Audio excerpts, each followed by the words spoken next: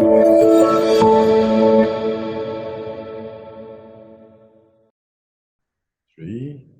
two, one. We start. Test sound. Can you hear me? Yes. Good. So good. Dear friends, fellow doctors, wherever you are, it's either good morning, good afternoon, or good evening. Thank you for joining us again. I'm actually a founding member of APAGE, and my co-chairperson is Professor Tsuzumi Osamu from Japan. Professor Osamu is also the past president of APAGE. And this is, I read out his CV. Professor Osamu Tsuzumi is professor of Department of ONG, Faculty of Medicine, Tokyo University. From April 2008, he was the director of Sano Hospital. He's also professor, Graduate School of International University of Welfare and Health. He's auditor and past president of Japan Society Gynecologic and Obstetric Endoscopy and Minimally Invasive Therapy. He's past president of Japan Society of Fertilization and Implantation. He's past president and past Congress president of Asia Pacific Association of Gynae Endoscopy, which is APAGE. He's also the president of Obstetrical and Gynecology PRP Treatment Study Group. My panelist is Dr. Suan Tiong, good friend of mine. He's also the past president of ONG Society. He is invited as my resource expert. In other words, he'll handle all the difficult questions. He's a familiar face to all laparoscopic fellow doctors who has been through KK Hospital and trained by him. And every time I'm overseas, especially in China, the lady doctors will come up to me, but ask about him.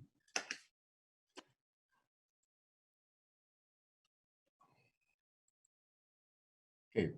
Again, today we would like to share with you on HIFU, which stands for High Intensity Focused Ultrasound. This is a procedure I think will change the practice of gynecology and will add a new dimension to treatment of uterine fibroids and adenomyosis. And the machine we are talking about is this machine called JC model, or I call it the virtual knife. Why virtual? Because the sound comes out from this basin, and you can't see it, but it delivers ablation power like a knife. This is brought to you by two organizing societies, APAGE and ISMIVS. APAGE stands for Asia Pacific Association and Minimally Invasive Therapy, founded in 2003. And here are my friends. From the right, Professor Li Qilong, the chairman of APAGE. I think this is Dr. Bruce. This is Professor Harry Rich, the man who introduced laparoscopic hysterectomy to the world. And to his right, on my left, is Professor Prashant from India, and he is the president-elect of APAGE this year. Behind are all my friends from Japan and Korea. This is a newer picture of Professor Li Qilong. This is a very familiar face, especially people from Sydney, Australia, and Hong Kong, and the Delta region. Professor Felix Wong, myself, and this is a good friend from Malacca, Malaysia, past president of APAGE, Dr. Salva, and to his right is Dr. Hugo from Germany, and to his right is Dr. Zhang from Taipei. ISMIVS, and this is a big board of ISMIVS members. In the center is Professor Cranston, I think this is Gail, and the friends from Thailand, and this is doctor from South Africa, Raymond, and then my friends from Egypt. Behind is Rosie, Dr. Choi, who gave the talk last week, and my friends from Spain, and all those from Taiwan, Japan, Korea, and let me see, and many Asian countries is Professor He Jia. This is my teacher, Zhang Lian.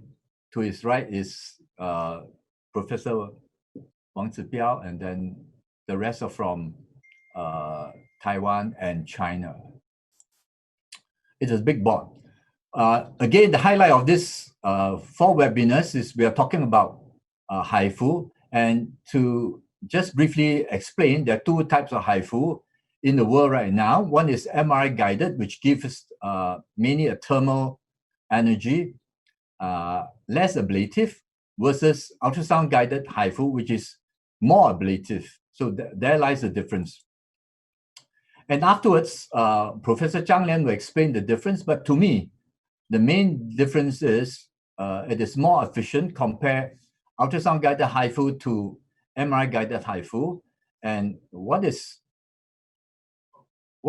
interesting to me is because unlike the MRI guided HIFU, the ultrasound guided HIFU can be used by a gynecologist, or in other words, almost any doctor, trained doctor, a radiologist. It is ablative in nature, and the duration of ultrasound guided HIFU is independent of the MRI machine. So you can actually put the MRI machine to better use and not occupy it for 4 or 5 hours. We have 4 webinars. We have completed 1 webinar on the 11th of June, Thursday, and today we are the 23rd of June, Tuesday. And all in all, we have about 20 experts plus 1 mystery guest. Okay, this webinar we have, the past webinar that was done some time ago, we have 2 speakers. One is Professor Prashant from Mumbai, and the other speaker is Dr. Choi from Korea. Just to recap, these are the highlights by Professor Prashant, the president-elect of APAGE. He said, you need good preceptorship, practice, hard work are the ingredients needed to become a safe and skilled laparoscopic surgeon. He does not believe in needing a bag for laparoscopic myomectomy because myomectomy in itself would have upstaged the leiomyosarcoma. The risk of leiomyosarcoma is very low and not about 1 in 350 mentioned by FDA. A statement from the Society of Gynecologic Oncology USA in December 2013 states, leiomyosarcomas offer an extremely poor prognosis even when the specimens are removed intact. And I quote, this is Professor Prashant's famous analogy: morcellating a myoma in a bag after removal is like using a condom after sex. This summarizes everything. He also discourages the use of ulipistol acetate for the treatment of myomas after reports of liver impairments. That's a summary from Professor Prashant. And Dr. Choi Dong-ship from Korea, his summary, his take-home message is, HIFU is recognized as a safe and efficient technology in treating uterine fibroids with good results in symptom improvement, shrinkage, and quality of life. His choice of ultrasound-guided HIFU over MRI-guided HIFU was for its real-time monitoring ability, ablation power effectiveness, and patient safety. Now, today we are in part 2, and in part 2, let me invite the first speaker of part 2, a good friend of mine, Professor Bernard Chern, and his topic is on uterine fibroids, when to operate and when not to operate. This topic I chose from a series of lectures given at APAGE, and this is one of those lectures which I thought was concise, precise, and a very good take-home message. A little about Professor Bernard Cheng. Is the head and senior consultant of MIS unit of KK Hospital, Singapore. In 1996, he undergone fellowship with Professor Chris Sutton in UK and with Dr. C.Y. Liu, founding member of APAGE in Tennessee, USA.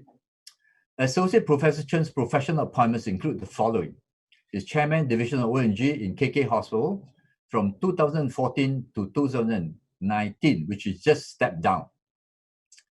He was President College of ONG Singapore from 2011 to 2013. He's a member of the advisory board and past president of APAGE. He's a board member in Asia Pacific Gynecological Endoscopy Training. He's a board of trustee Asia Pacific representative AAGL from 2014 to 2015.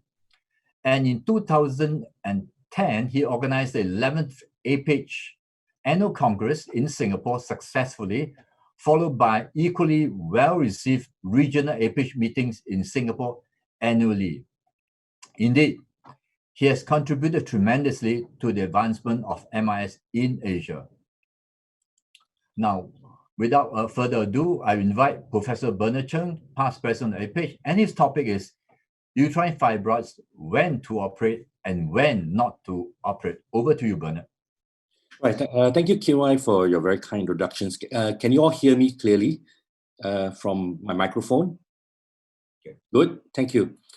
All right. So I will go on to my PowerPoint.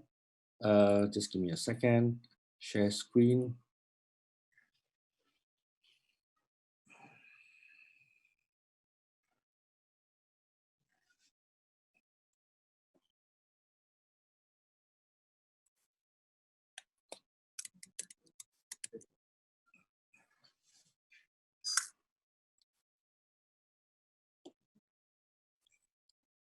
Can you see me?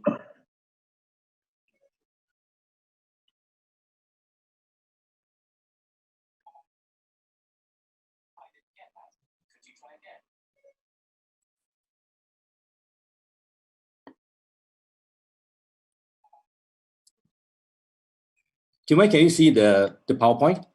Okay. Good. All right. Thank you very much. Sorry for the slight delay. Okay. So today my topic is about fibroids and fertility. The question here we are asking ourselves is that when should we operate for women who have fibroids and are keen to conceive? So my talk today will touch on the classification of fibroids, which I think is very important because that should be the basis how we're going to compare outcomes in various clinical trials. And I also touch on how does the various possible mechanisms that fibroids may affect the fertility potentials of a woman, and of course to examine the current data that is available to us, especially the various clinical pregnancy outcomes in women who are suffering from fibroids. Then, of course, we have to discuss briefly the various management of fibroids when women are suffering or having fibroids and they desire to have more pregnancies, the various surgical options, and of course the alternatives as well. So I'm going to run through this classification. This is a FIGO classifications of fibroids locations.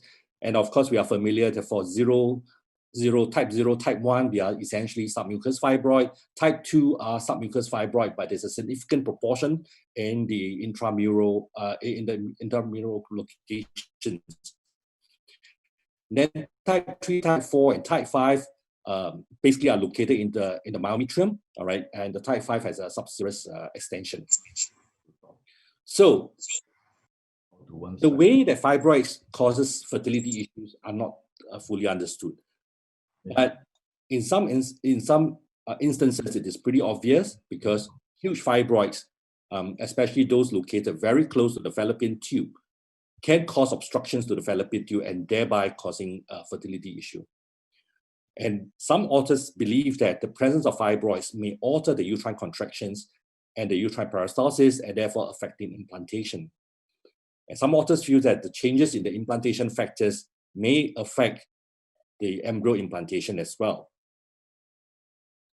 So let's take a look at some of the data that's currently available. Elizabeth Prentice publishes a paper in Fertility and Sterility quite a few years ago, examining the issues of fibroids on fertility. I think it offers a very good insight into some of the problems that we face as a clinician every day. It is a systematic review with meta-analysis looking at 23 studies in total. But unfortunately, there's only one randomized control trial. If you take a look at the data, if you just look at the submucous fibroid portion versus those women with no fibroids, it is quite clear there is significant decrease in the patient's implantation, clinical pregnancy rate, as well as live birth rates. And this is also associated with the increase in miscarriage risk. And the magnitude of reduction, we are looking at 60 to 80% reduction. And this is, I believe, most of us, we encounter this during our day-to-day clinical practice. And women with significant submucous fibroid often come to us, not just with recurrent miscarriages, unable to get pregnant, and sometimes associated with abnormal lie in subsequent pregnancy and so on. But if you look at the data on the intramural fibroid versus women with no fibroids, it appears to have a reduced implantation rate for those women with intramural fibroid associated with a lower live birth rate as well. And similarly, this is associated with the increase in miscarriage rate. But if you tease out those studies whereby hysteroscopy has been performed, then you find that women with intramural fibroid, they do suffer from a reduced implantation, but there's no apparent effect on the clinical pregnancy rate or a live birth rate. So it is important to have proper evaluations of the uterine cavity when you are conducting a trial comparing the various styles of fibroids on fertility. So the question is that if a woman do have fibroids and suffer from infertility, does surgery help them? So it is quite clear that if you have submucous fibroid or intracavitary fibroid distorting the uterine cavities and shape, removal is generally recommended because it is believed that these fibroids causes pregnancy issue and removal will enhance their fertility. If we look at the same study, comparing women with submucous fibroid surgery versus no surgery, you find that the pregnancy rate is almost double after the removal of submucous fibroid.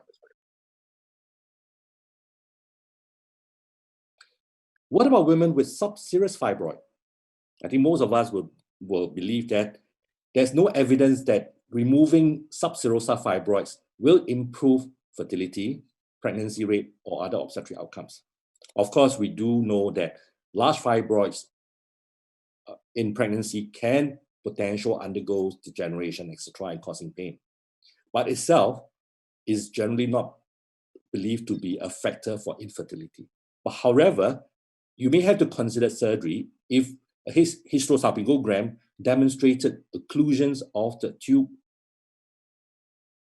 is occurring because of the subserous fibroid. So the next questions are the intramural fibroid. I think this is the most controversial, especially the type 3 fibroids.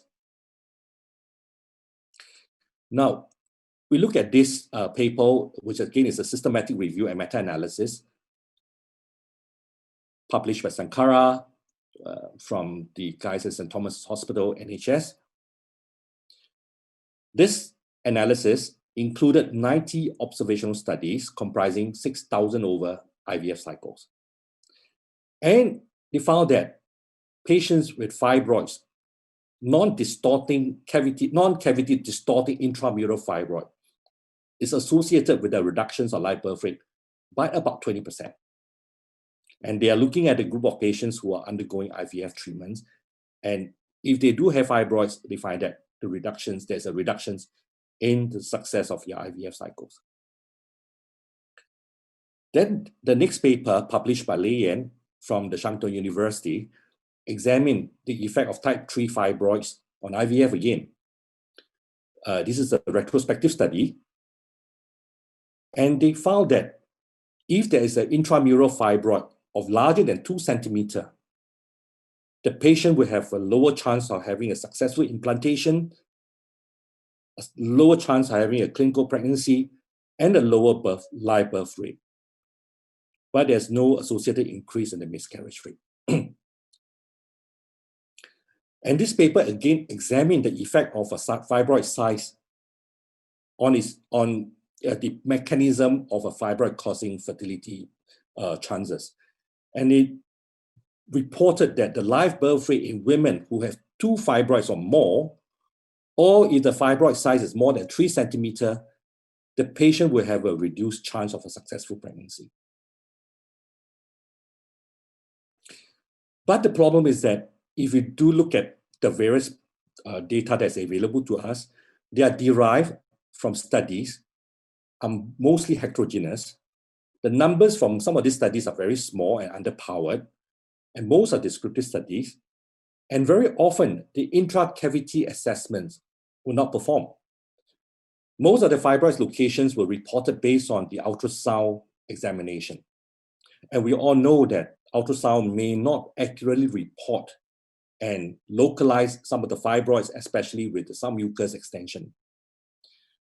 Proper diagnosis with hysteroscopy, MRI, and the saline sonographies are often important, and because this is the way that you actually would tease out the submucous fibroid from the pure intramural fibroid, and you can more meaningfully compare the obstetric outcome and the pregnancy outcome.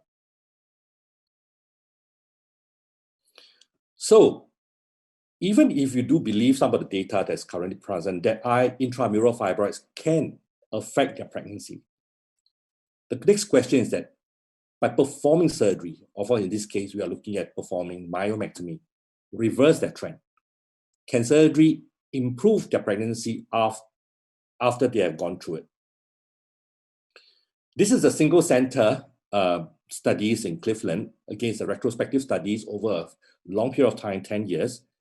And they found that the patients, whether they have fibroids in situ, nothing done, or patients who have no fibroids, or patients who have fibroids have undergone myomectomy, the differences in their live birth performance is not significantly different. Those who had myomectomy appear to have a faster time to pregnancy, but at the end of the day, there were no significant difference in their cumulative live birth rate. So going back to Elizabeth and Preet's paper, again, she has drawn the same conclusions that in patients with intramural fibroid, whether surgery has been performed or not, there were no significant difference in the ongoing pregnancy or the live birth rate. So that basically from these 2 papers, more or less, we can tell our patients, even with the performed surgery, we cannot guarantee that their fertility will be enhanced. But we know one thing for sure: performing surgery on the womb, removing fibroids, definitely carry with itself significant surgical morbidity.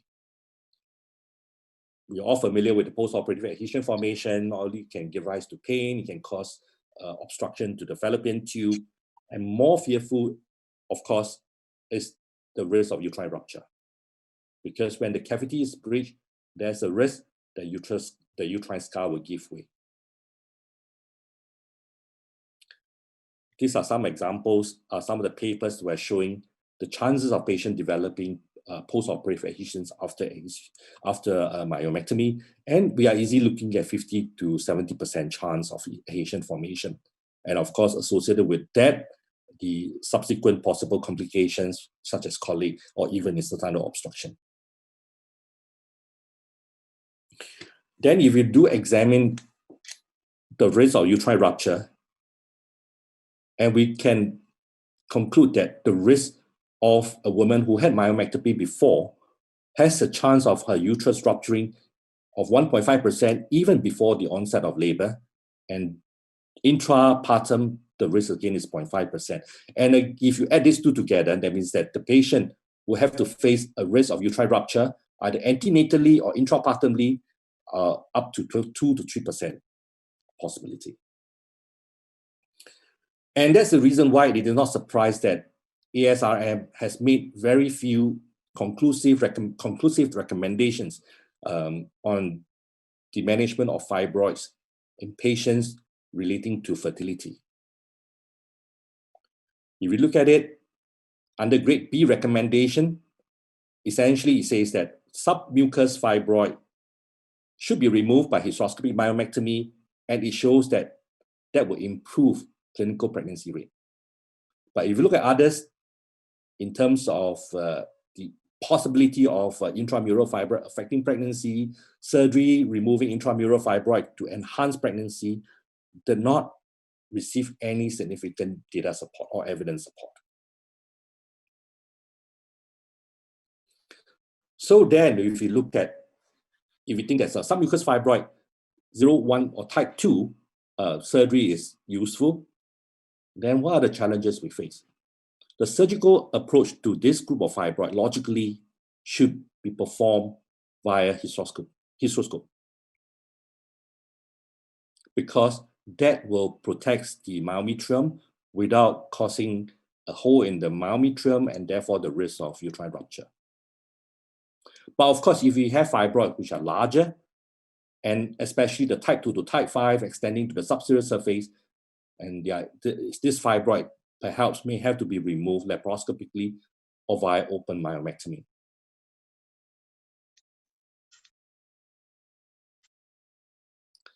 If you do compare these two, especially if you are just looking at type 0 to type 2 fibroid, I often ask myself, which is the better approach, especially if they are larger? The smaller one is quite clear if we remove it from below, hysteroscopically. But the larger one, what about those who are 4 centimeter, 5 centimeter and above?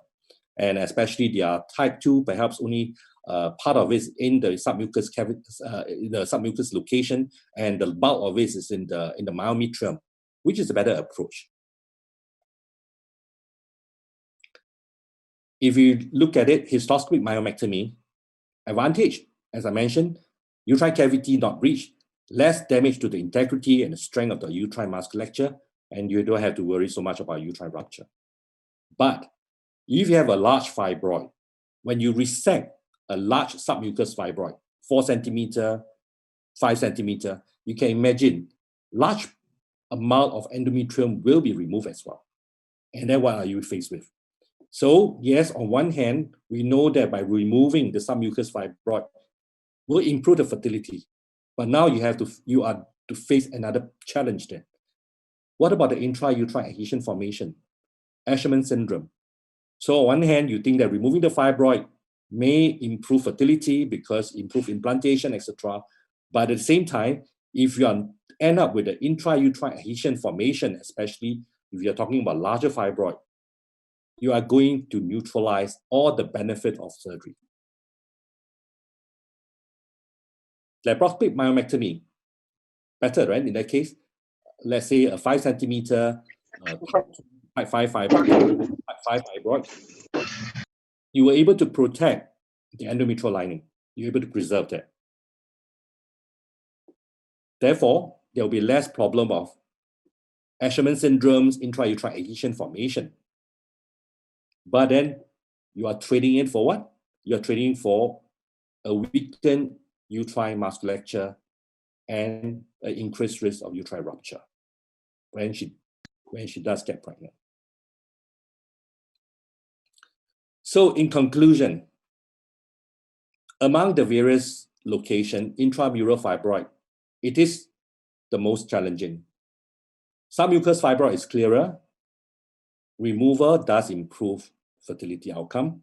Subserous fibroid, no, it's quite clear as well. But intramural fibroid, the evidence that we have thus far is possibly associated with lower fertility outcome. The numbers, the size, the exact location may play a role. Unfortunately, the existing studies that this evidence would derive perhaps have included some submucous fibroid as well, as their location are often just ascertained based on transvaginal ultrasound. And very often, HSG, hysteroscopy would not perform. And the next questions, on the next challenge we face is that there is no level 1 evidence that if you to perform surgery will improve fertility. But for sure, we know that surgery is associated with adverse fertility outcome, such as adhesions formation, uterine rupture, and so on. So in that case, shall we operate? Consider surgery if the location is blocking the ostia, obstructing your oocyte pickup, or if you have patients who are symptomatic, who have bleeding, menorrhagia, etc., I think the options for non-surgery will be lesser. Essentially, more studies are required, and we need more precise fibroid locations and definition, and they may require MRI or hysteroscopy for better conducted studies. And hopefully in the future, we have more evidence that we can work on to make more more suitable clinical recommendations to our patient. With that, thank you.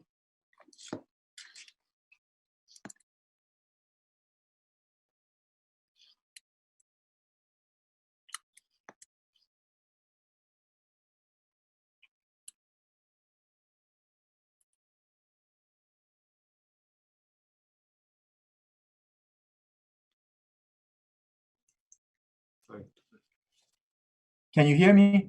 Yeah. Okay, good. Thank you, Bernard. That was, again, I would say is concise, clear, and really classy summary of what to do when you're faced with a fibroid, to operate or not to operate. However, we'll leave the questions to the end. Right now, I would like to invite Professor Osamu Zuzumi to introduce our next speaker.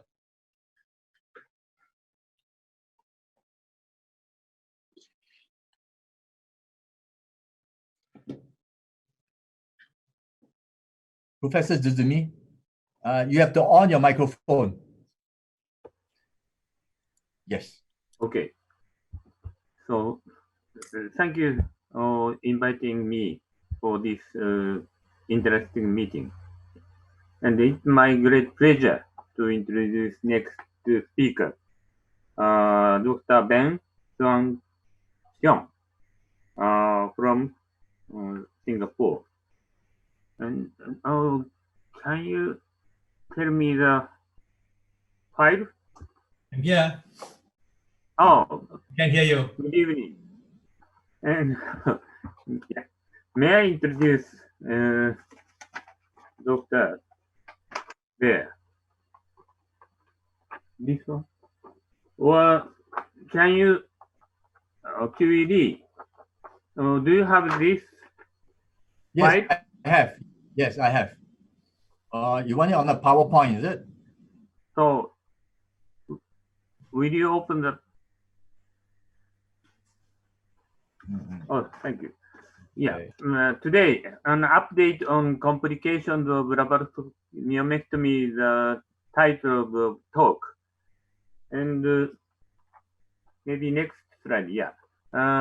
He's a consultant obstetrician and gynecologist, Thompson Clinic for Women, Thompson Medical Center, and also senior consultant, minimally invasive surgical unit division, KK Hospital, very famous hospital.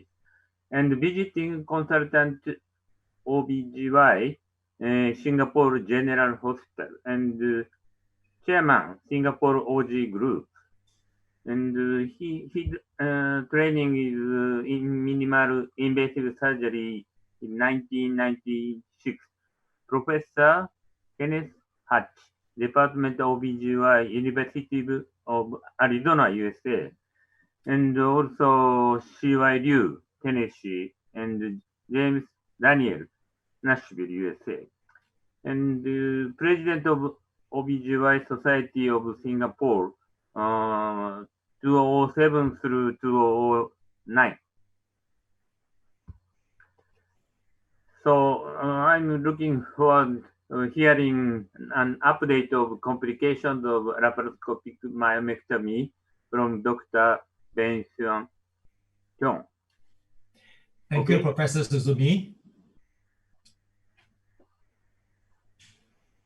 I shall upload my screen. I can show you. So please start, Professor. Okay.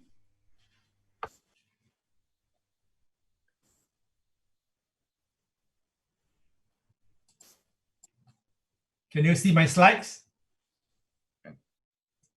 Okay, good. Thank you very much. Thank you, Professor Suzumi. Thank you, Professor Lee, for the invitation. Wow, this is the time of the day in Singapore, the very famous view that some of you might have been there before, our iconic Merlion facing the Marina Bay Sands Integrated Resort. I hope to welcome you physically in Singapore soon. In case you want to know where is Professor Lee's office, there it is on top of the MBS. Oh, please. No, I'm just joking. All right. Okay, I'd like to thank also the organizing committee of APAGE and ISMIVS for the invitation to this webinar. And my topic today is on update on complications of laparoscopic myomectomy. This is where I practice, Thomson Medical Center, and I'm also a visiting faculty to the minimally invasive surgery unit in KK Hospital together with Professor Bernard Chern. Just a very brief introduction. I'm sure all of us witness increasing demand of myomectomy from our patients. The reasons are basically myoma is a disease that carries a huge disease load in the population. And despite the availability of many non-surgical options, surgery still remains a mainstay of treatment. The general delay in childbearing age increases the risk of fibroids in these women and the need for intervention as well. Myomectomy is increasing favored by patients, even for those without further fertility demand, as they long for organ preservation nowadays. And laparoscopic myomectomy, with its well-known benefits of being minimally invasive surgery, is very sought after by patients.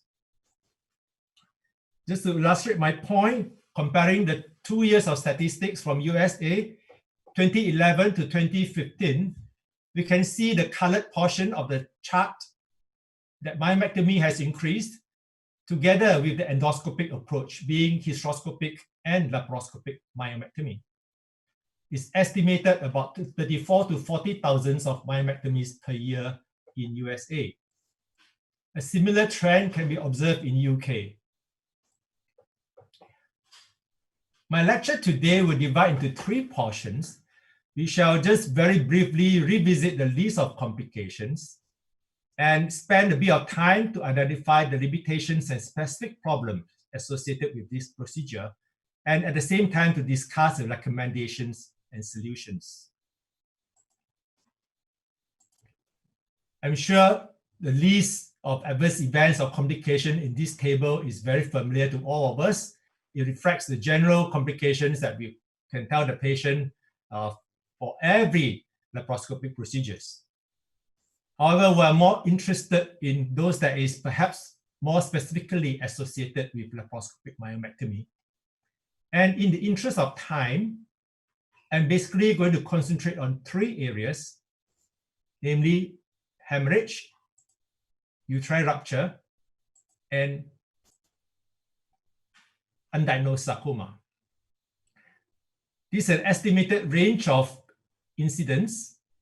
And just to further emphasize on what Professor Chern has mentioned earlier, adhesive disease following myomectomy is a very common problem. About 1/3 to 2/3 of patients will develop that. And this is especially important in patients with fertility requirement. We shall quickly move on to the next part of the talk, basically to identify the limitations and the problems. We all know that uterus is a very vascular organ. Fibroids can be huge, can be multiple, and yet laparoscopic suturing, no matter what, is still slower than open approach.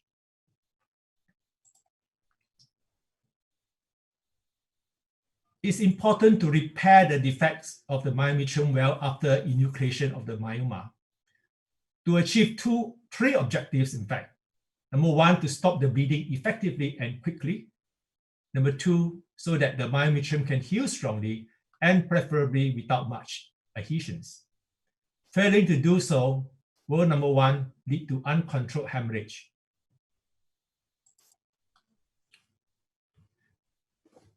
Serious hemorrhage during myomectomy commonly lead to laparoconversion. And of course, it depends on the experience of the surgeons and the center. And various reports has give a range of conversion to open myomectomy up to 17%. This is the higher end will probably be associated with centers that newly embark on laparoscopic procedures. Sometimes even lead to unplanned hysterectomy, ranging from 0.3 to 2.7%. And usually when this happens, especially in patients when there is still a demand for fertility, it will spell huge trouble. Some papers analyze the risk factors for intraoperative hemorrhage. And in this systemic review, it concludes that the size of fibroids does matter, especially when it's more than 6.5 centimeter onwards. The numbers when it's more than 3, and the location of fibroids being intramural compared to subserous. What are the tips that is available for us to utilize to help to reduce this problem? I think all of us realize that prophylactic hemostatic control is something very important in laparoscopic surgery. And this concept is even more so for myomectomy. Secondly, we do need to have precise and effective electrosurgical hemostasis for active bleeding vessels, while the diffuse widespread oozing in the myometrium should be managed by suturing. And good and quick layered repairs are important to arrest active bleeding and avoid hematoma formation, except for perhaps pedunculated fibroids. Let's just run through what are some of the strategies that can help to overcome this problem. I think many of us have the experience of using preoperative GnRH agonists. It is well known to be effective in decreasing vascularity and the size of the fibroid. It is not my favorite, however, because I always find that it makes the fibroid softer, make it more difficult for traction and morcellation. Smaller fibroids tend to kind of disappear, make it difficult, especially those that is intramural, to detect during the surgery. And that may, I feel, lead to higher chance of recurrence.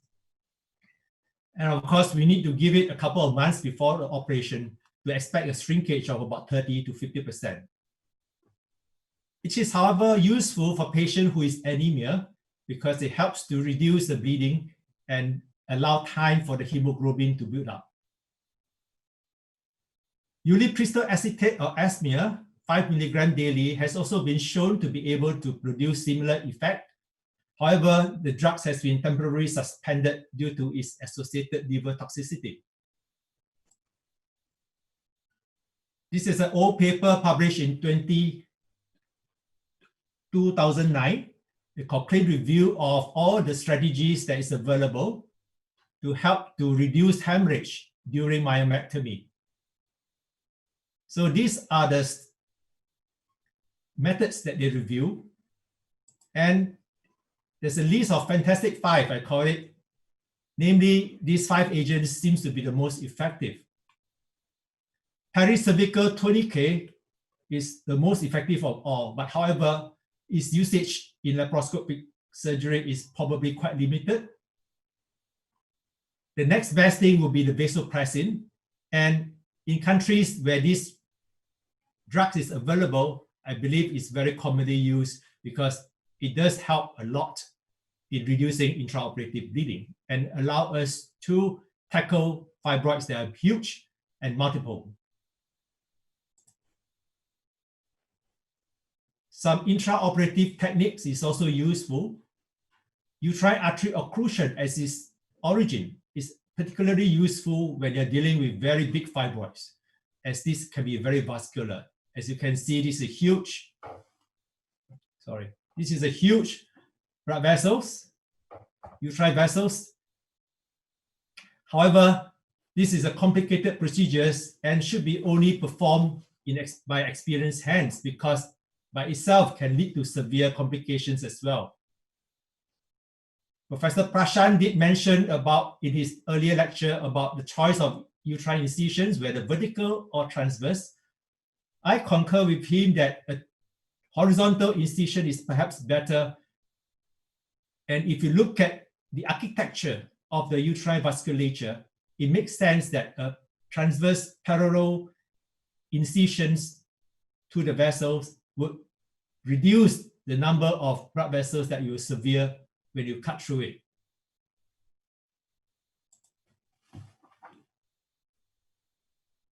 Remember, the second objective of the repair is to allow the tissue to heal strongly.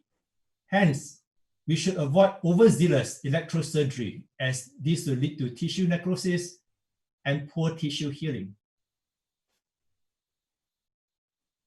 Effective suturing is also important as insufficient layers of suturing or poor technique may actually lead to poor tissue apposition, lead to defective healing or hematoma formation. And this will lead to the next thorny problem that Professor Chern alluded to earlier on too, the issue of uterine rupture after myomectomy. It is rare, reported roughly to be from 0.6 to 1%, but disastrous. The problem is rather difficult to assess accurately and is likely underreported. Hence, we need to turn to some systemic review on this problem. In this article, published in 2014, the authors analyzed about 27 published articles of about 2,000 over myomectomy, a mixture of majority laparoscopic, some open, and some TCRM. And in this study, they reported 29 uterine ruptures that make an incidence of 0.7%. All but one occurred prior to the onset of labor. 80% happened between 28 to 36 weeks. It's a big range, all right, but 80% of them happen premature. There's a higher trend after laparoscopic myomectomy compared to open myomectomy. However, statistically, it is not significant. Yet another paper looking at the trial of labor after myomectomy and uterine rupture, published in 2016. Out of the 1,008 deliveries or so, there were 11 cases of uterine rupture, making an incidence of about 0.6%, 70% of which is after laparoscopic myomectomy, about 30% after open myomectomy. And again, majority are before 36 weeks. So it leads to a huge problem of prematurity and neonatal mortality. This is an unpublished series from KK Hospital. Thank you to Professor Chern for allowing me to share this data. This is during a study period of 12 years from 2003 to 2014. There were 50 cases of uterine rupture recorded, and making an incidence of 1 in 2,000 deliveries. Out of the 50 cases, 10% were associated with previous laparoscopic myomectomy. And they were all done in other hospitals, not in KK hospitals. And all these 10% again occurred antenatally and before the onset of labor. So what can we learn from all these studies? Number one, uterine rupture after myomectomy tend to happen before the onset of labor. It can happen as early as middle second trimester to early third trimester. Hence, a planned cesarean section should be earlier rather than later, perhaps once the baby reaches 36, 37 weeks. And interestingly, those that go through the antenatal period without much problem and enter labor spontaneously at term, the risk of rupture is similar to VBAC. Probably this represents the group of patients whose myometrium after myomectomy heal rather well. So to reduce the risk of rupture, again, I need to emphasize, avoid excessive electrosurgery, good and proper stitching, multiple layers is preferred. We know that laparoscopic suturing is more difficult. However, with appropriate practice, training, and experience, it can be comparable to laparotomy. If there's real difficulties to achieve this, surgeons are always able to enlist other forms of help if the resources permit. For example, you can resort to robotics, which is good to enable a surgeon who can't suture well to provide proper stitching. Or the use of bulb sutures can also help to anchor and enable a better closures of the myometrium. However, I feel that for patients who desire future pregnancy, if there's any doubt on the quality of the repair, laparotomy is preferred. I think the tragic consequence of uterine rupture in the future pregnancy far outweighs the benefits of minimally invasive surgery.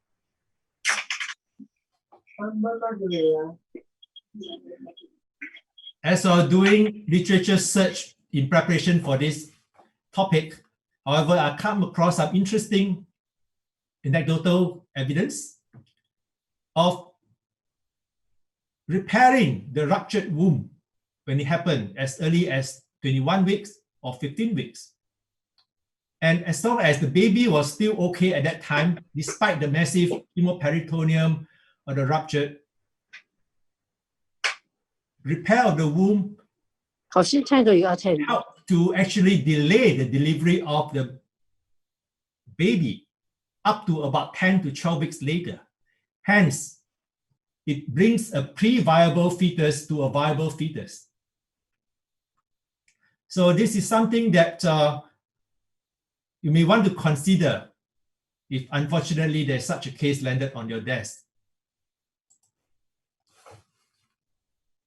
Next, we need to look at the morcellation issues. Morcellations is an inherent part of laparoscopic myomectomy because we are essentially trying to remove a large firm tissue through a small hole. It's like this man squeezing through the rocks. So it's needed for any sizable fibroids, whether using power or non-power, abdominally or vaginally. Of course, it's not without its risk. There may be inadvertent visible injuries, especially intestines, and leftover fibroid pieces can lead to parasitic fibroids, or disseminated peritoneal leiomyomatosis. It's a unique sequelae due to mosylation, and the common locations tend to be at pouch of Douglas, mesentery, omentum, or in fact anywhere in the abdomen attaching itself to the parietal peritoneum. Like this patient, she has a parasitic fibroid growing just below the subdiaphragmatic area. This is the liver and that's the gallbladder. This is another patient, 45-year-old with previous leiomyomectomy for multiple fibroids, presented 7 years later with left iliac fossa painful mass. So an 8 centimeter parasitic fibroid was seen attaching to the left lateral wall at pelvic rim. So this is the fibroid. It was originally covered by the omentum and intestines. So after gentle separations, slowly after dissection, the fibroids emerge. This is the full view of the fibroid. It looks rather bizarre, in fact, and very vascular. And for a moment, I was quite worried, could there be any sarcomatous changes? And this is just to show the uterus, the fallopian tubes, and the ovaries somewhere there. So the fibroid originally occupied this entire area. So it is a good habit, number one, to count how many fibroids have we removed. Visually follow closely the picking up and mosylation of every fibroid. Meticulous removal of all the visible pieces. And mosylate as long a strip as possible, avoid pulling too hard, and have a good assistant to help you in this. And contain mosylation within the back may help to reduce this problem as well. The next topic that we like to discuss is actually the difficulty to differentiate sarcoma from leiomyoma. This is not a new problem that we face. Ever since myomectomy is performed, we know we may face this problem because it is simply very difficult to differentiate sarcoma from leiomyoma preoperatively. There's nothing reliable. However, the problem becomes sharpened and come into focus with laparoscopy and power mosylation. Of course, this whole issue was brought to the limelight by FDA's safety alert since 2014. I shall not go into that because I'm sure we are all very familiar. In the first place, the data that FDA quoted has been thought to be rather high, very contentious, and many organizations have come up with their own studies and own statistics. It's estimated, however, is still around 0.2% or so. Not only preoperatively, but intraoperatively, it is very difficult to differentiate. Which one do you think is fibroid? Which one do you think is sarcoma?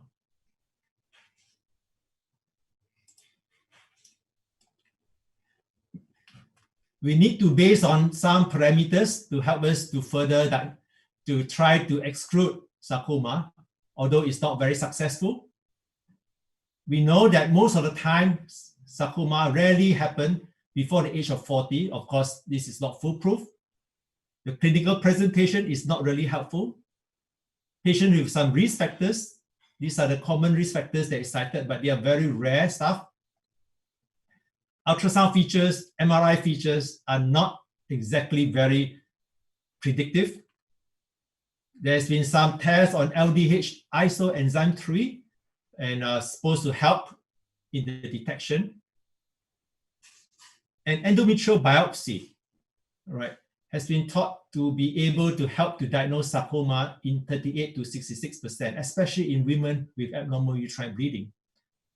And the European Society of Gynecological Oncology advocates that as part of the workup for sarcoma, endometrial biopsy should be included. How useful is MRI? Well, it does offer some clue. There are some studies that mention that leiomyosarcoma does not form calcification. Presence of intralesional hemorrhage make it more suspicious. Similarly, for irregular margin. And in some situations, gadolinium contrast may help to improve further the detection rate. A few practical questions that I'd like to ask is, what is considered adequate evaluation of fibroid? Does every case require MRI, endometrial histology, LDH, etc.? How often are sarcomas missed actually? Especially, there are so many fibroids and many of them receive non-intervention or non-surgical intervention. There are anecdotal reports available, but there's no proper reporting registry. Is myomectomy or only myelomosilation that worsens the prognosis if cancer is encountered? And is power mosylation worse than other forms of mosylation? Remember this was the picture I showed you earlier on? It belongs to a case of unexpected uterine leiomyosarcoma after treatment of 6 months with ulipristal acetate. The patient finally went for surgery because the symptoms did not improve, and contained power mosylation was done.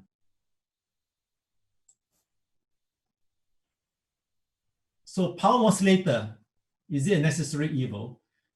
We know that it is a great innovation and help a lot in laparoscopic myomectomy to facilitate and cut short the operating time.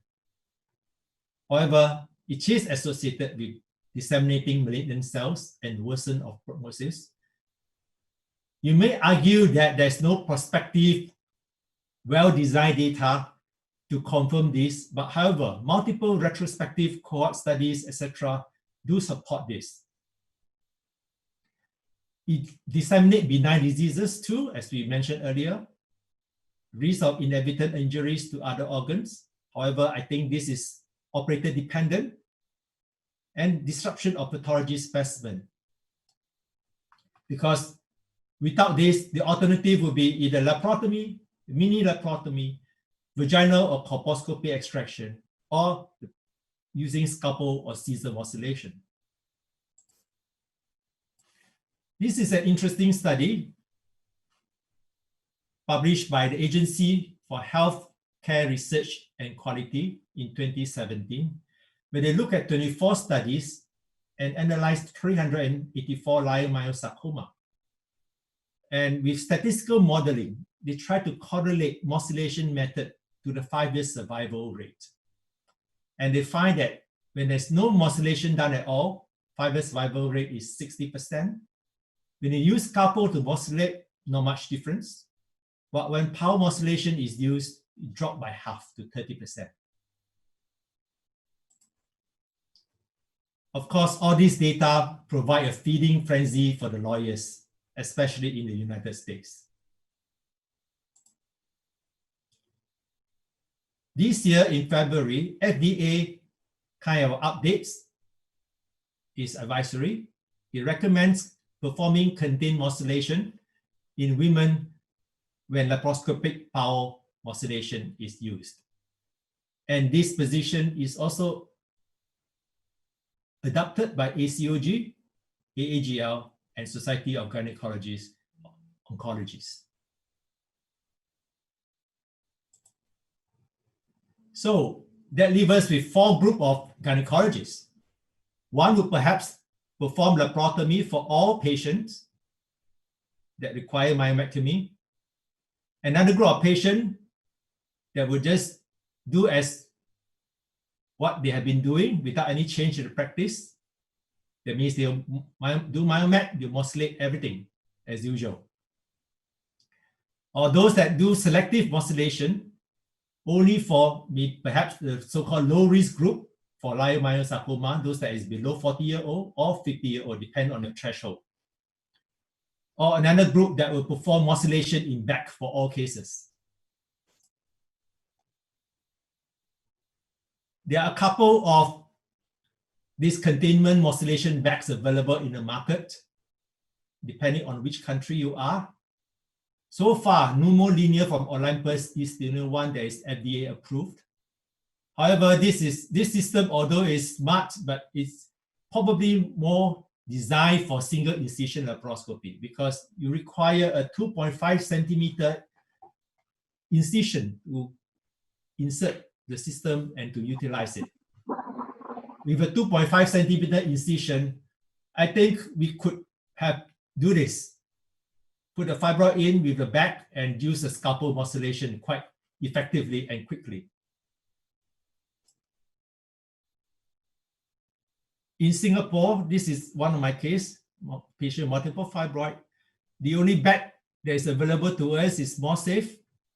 I think it's manufactured from India. All right, so this is when the bag fibroid is put in a bag and this is a modulation.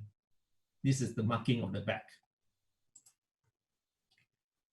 However, the bag is not foolproof. There are unresolved questions about it. It does add more operative time. You may require more pots, bigger pots, more assistance may be needed, and it's not that cheap either. It's not proven to completely prevent malignant cells leakage physically, and there's obviously user's problem as well, inadvertent perforation of the bag or spillage. So it is meant for cases, not meant for cases suspicious of malignancy, but only for cases presumed benign. I'd like to end my talk that laparoscopic myomectomy benefits women, but competent surgical expertise is important to ensure good outcome, especially if future fertility is desired. Judicious use of power modulator is justifiable. And I do urge that we should consider contained modulation.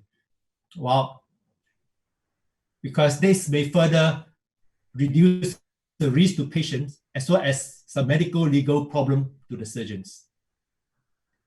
With that, I thank all of you. Okay, thank you. Thank you, Dr. Thank you Gay. very much. Thank you, my friend Suan Tiong. Okay, that was really, really thought-provoking. So thought-provoking that many of us won't be able to sleep tonight. But anyway, you have brought home a very difficult topic very well. And I would say we just have to keep our fingers crossed. Maybe the next speaker, which I'm going to introduce, can bring some answers to all the problems related to fibroids and myomectomy. Can I have my slides, please?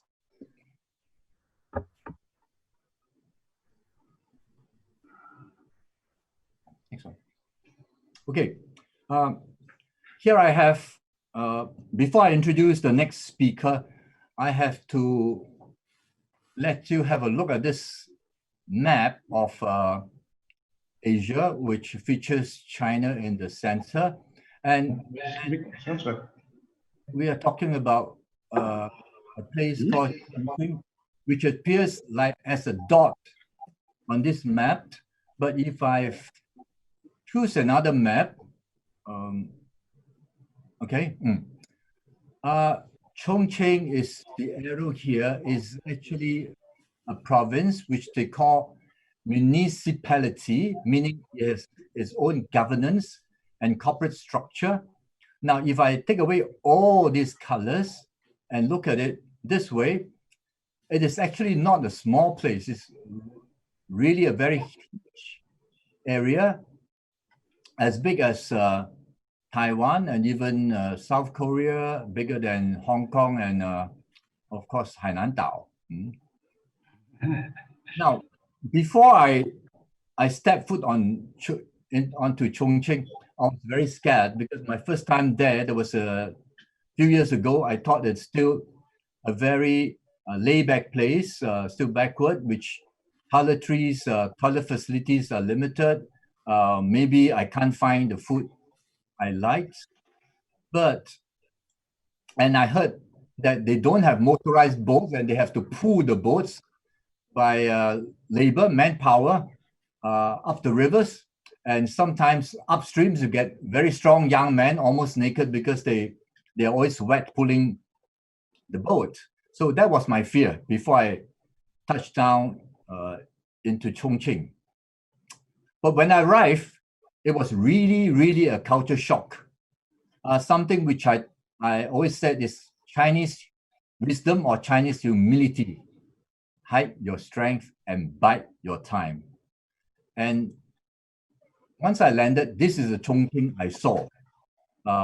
Modern roads, lots of vehicles, modern buildings. And this is Chongqing in the evening, and this is Chongqing at night. Well lighted up. In fact, I think it's as good, maybe better than many of the modern cities I've seen. These are just crisscross expressways, one on top of the other. If you look at it, this is in Chongqing, and this is, I will tell you, is a GPS nightmare. At the bottom, you see there's something that looks like, in Singapore, we call it MBS, which Dr. Bay says I'm staying in one of this out there. Don't believe him. If you see a ship on top here, it is Singapore Marina Bay Sands. But in Chongqing, there are lots of boats down here and ships down here. And this is part of the Yangtze, the great Yangtze River. This picture on my right reminds me of my childhood days where I was growing up in the slums of Singapore, Chinatown. And when I look through the end of the streets, I see people's park exactly like this. So really something very similar to my childhood days. My next speaker is Professor Zhang Lian, and his topic is the experience of HIFU with uterine fibroids in Chongqing. And this is the birthplace of ultrasound-guided HIFU. Let me introduce him. He's educated in Chongqing Medical University from 1982 to 1987, and he actually became a gastroenterologist, passing out in 1992. Then he went on to join Chongqing Medical University as the assistant professor of medicine. And in 1998, he went to San Diego, California, to become a postgraduate research scientist in the Division of Gastroenterology. And following that, he joined the Polymorphism Research Lab in California, San Diego. And from 2013 to now, at the present moment, he's professor, State Key Laboratory of Ultrasound Engineering in Medicine, co-founded by Ministry of Science and Technology and Chongqing Medical University. And of course, his interest area is high intensity focused ultrasound for the of solid fibroids. I present to you Professor Zhang Lian, Secretary General of ISMIVS, Professor Chongqing Medical University, and his topic, the experience of HIFU with uterine fibroids in Chongqing, the birthplace of ultrasound-guided HIFU. Professor Zhang Lian, my teacher. Thank you, Dr. Li, and good evening. It's my great honor to be here and have the chance to share this experience with you guys. First, let me, that's right there. Yes. So about this technique, about high intensity focus ultrasound, and I think everybody already knew about it. Here, I still want to briefly introduce about this technique and how it works. This is a transducer. The ultrasound beams were generated from this transducer and focused at just some distance away from the surface of this transducer. During the treatment, the ultrasound beams could penetrate the human body and just focused at the target. When the temperature increased to 65 degrees, the growths occurred from the monitoring image, we can see the changes. From the ultrasound, we can see the grayscale changes like this. So from MRI, we can see more clearly like this, the temperature changes is a focal region. Please pay attention. No color changes around the focal region and also in the acoustic pathway. It means the energy just focus at the target. Let's say it again. You can see different color indicate different temperature. And the red color here, it means the temperature already over 65 degrees. So this technique was first proposed by Lian in 1940s. In 1950s, Dr. Fry confirmed this technique might be used in clinical practice. So this is the first prototype he made in Illinois. So this technique was not developed at that time because there was no adequate targeting method during that time until 1980s with the development of the diagnostic image. This HIFU received international attention again. So in 1988, Professor Wang in Chongqing Medical University, he started this project. This is transducer he made at that time. You can see the black box. We can see the ultrasound beams, and we can also see the focal region here. So we call this focal region as the acoustic focal region here. And after 10 years basic research, in 1997, Professor Wang proposed he proposed like the biological focal region, the concept of the BFR. So after 10 years basic research, in 1997, this technique was first used in clinic to treat the patient.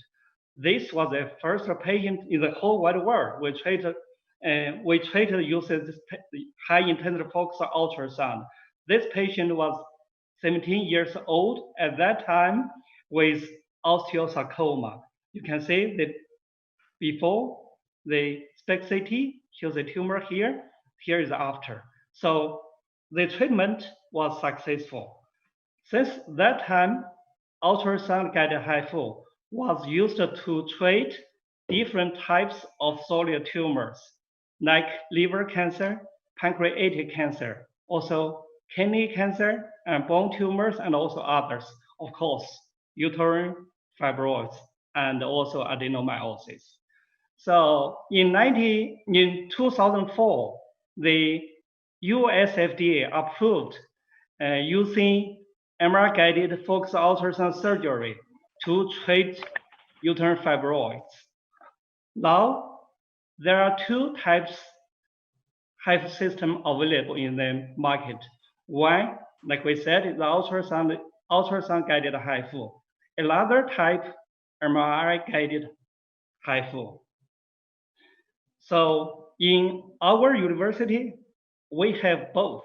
We have MRI-guided HIFU and also ultrasound-guided HIFU. Based on my experience, so here is a comparison of the two systems, two technologies. So MRI-guided HIFU, of course, we can use this to monitor the temperature. And we can see the temperature changes at the focal region. This is an advantage of MR-guided HIFU. But for those, because the bore size was too small and it limited the transducer size, also the movement range. So it's difficult to make the powerful transducer. That's why for ultrasound-guided HIFU, like we have the much wide of the movement range of the transducer.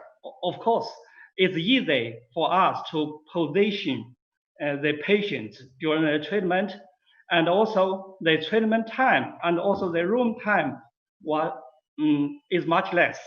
And of course, the cost is much less. And for the indication, ultrasonic guided HIFU, like I already mentioned, is much more. And most important, like the Dr. Li already mentioned, the ultrasonic guided HIFU is easier for the gynecologist to use. So that's comparison of these two types of systems. So now I'm just focused on ultrasonic guided HIFU for uterine fibroids from Chongqing. That's Chongqing, the experience from Chongqing. So in Chongqing, in China, we started this project in 2000. The first case with uterine fibroids was treated by Professor Wang from Beijing. Between 2000 to 2005, in this stage is clinic study. We didn't treat so many patients, but we optimized the indication, and also we optimize the protocol for HIFU treatment for uterine fibroids. From 2005, this technique, the ultrasonic guided HIFU, was used in clinic, for routine clinic practice. So 2007, we started to use HIFU to treat adenomyosis.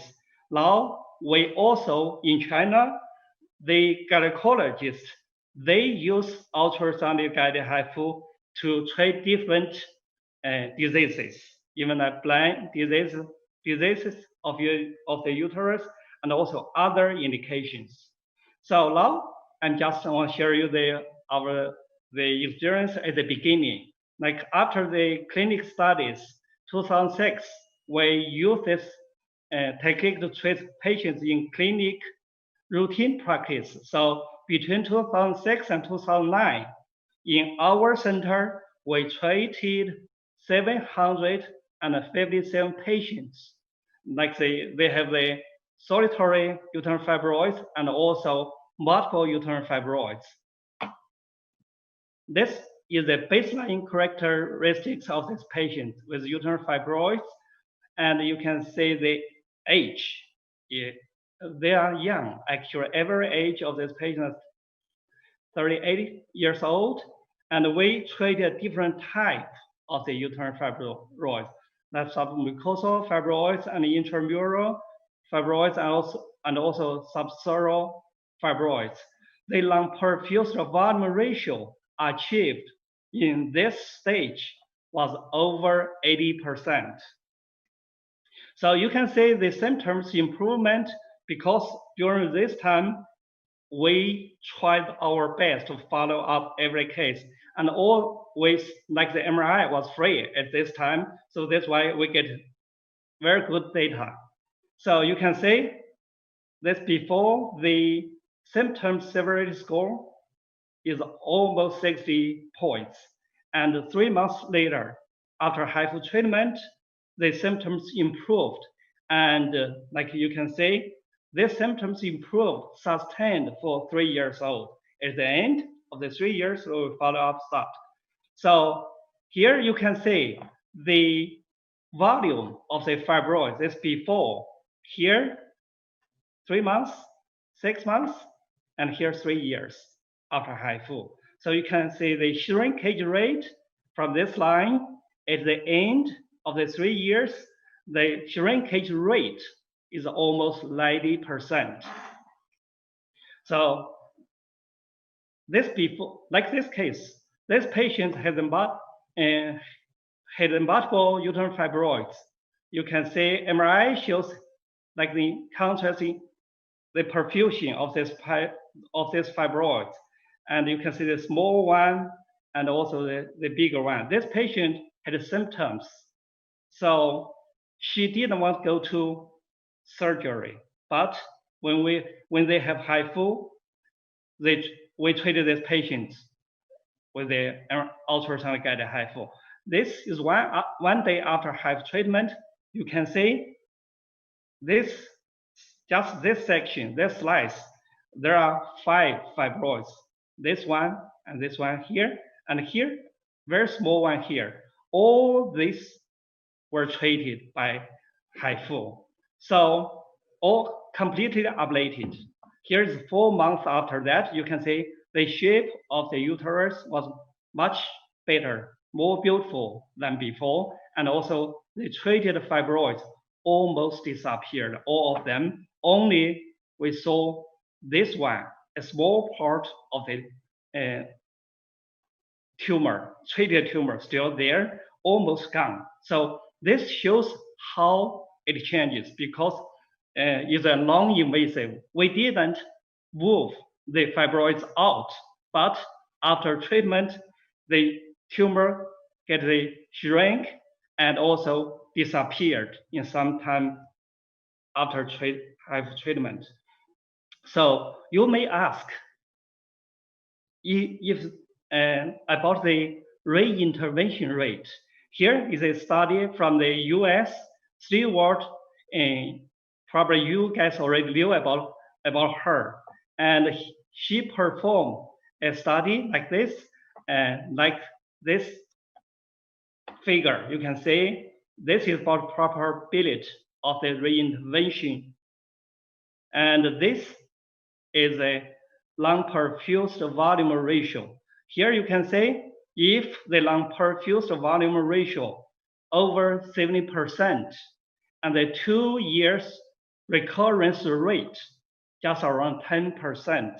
Here is another study, actually, like they follow up the patient after myomectomy. Then you can see here, 2 years, here 2 years, here is the, like say, over 10%.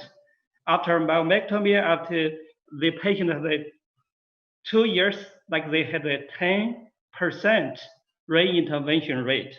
So it means if the lung perfused volume reach over 70%, the results, the reintervention rate is comparable with myomectomy.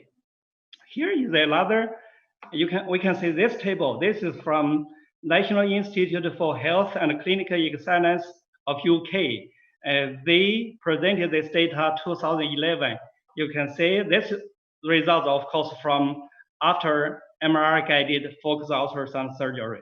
This paper is from the US. You can see if the lung perfused volume ratio is around 16%, then 1 year intervention rate was 77%. And here is if the lung perfused volume ratio reach 55%, the 1 year, the 12-month reintervention rate was 10%. So it means with the lung perfused volume ratio higher, the reintervention rate was much lower. So now I share with you some cases like this case. This patient had a fibroid located the right uterine wall of the uterus, and the size was 5.5 in diameter. Here, 1 day after that, the MRI shows the fibroid was completely ablated. It means if we choose the right patient and we can achieve completely ablation of the fibroid, just like we perform myomectomy. So you may also ask about how many fibroids we can treat in one session. Here, I just want to show you, like this patient actually, if the gynecologist wants to do this, probably just hysterectomy, but the patient refused. She came to our center. You can see how many. I counted more than 20. So, but the blood supply was not rich. So I think we can treat with a HIFU. So here you can see different slides. Then 1 day after HIFU treatment, with just one session, you can see so many. The bigger one and the smaller, we all ablated. So It means no matter how many, and just based on the blood supply, even like this, we treat like just 200 minutes, we finish the treatment. So we also can use this for other, for like the diffuse uterine myomatosis. We treat some cases like this patient. She was 44 years old. She married, but no child, presented with dysmenorrhea and menorrhagia. Her mother and her sister had a hysterectomy because of the same reason, but she didn't want to have a hysterectomy. This her MRI. You can see how many uterine fibroids. We cannot count. We don't know how many. The numbers we cannot count. So, but from MRI, the T2 weighted image, it shows hypointensity. It means the blood supply was AIH. It's sensitive to HIFU. So, like here, the contrast ultrasound before HIFU treatment. So it also indicates the blood supply was AIH. We discussed with the patient, we may perform 2 sessions of HIFU treatment because so many. But the first session, I said, we just want to ablate those varicose symptoms, like the protruding to the uterine cavity, varicose, menorrhagia, and also dysmenorrhea. So that's our plan. She agreed. Then we treat this patient. You can see this MRI 1 day after HIFU treatment, that's T2, and here this is contrast enhanced ultrasound. You can see low perfusion in this fibroids. So after the first session of HIFU treatment, the patient, the first period, the menstrual action volume already decreased, and this is a transverse view of this patient. You can see those fibroids were ablated. So the symptoms improved, and anemia also subsided. The hemoglobin get normal. So now I'm going to share with you about the practical outcomes after HIFU treatment. There are many papers already presented and published. Here I just want to show you, like this is the first HIFU baby from our center. Oh, of course, in China is the first one. We got the permission to use these pictures. She was 29 years old. She married, but didn't get pregnant because of the fibroid. At that time, in our protocol, we didn't use this for those patients who want to conceive at that time. But this one, she said she didn't want to go to surgery. She came to us. Then we treat this patient. It was very lucky. So after HIFU treatment, 6 months later, she conceived, and no any complications during the pregnancy, also like the delivery. But of course, the first case we performed cesarean section.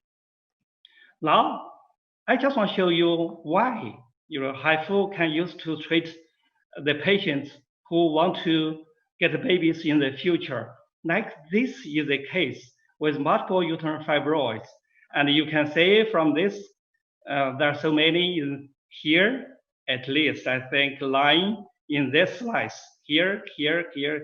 I just counted 9 fibroids, but the blood supply was AIH. So we treat this one very easy. You can see this 1 day after HIFU treatment, this bigger one is this one.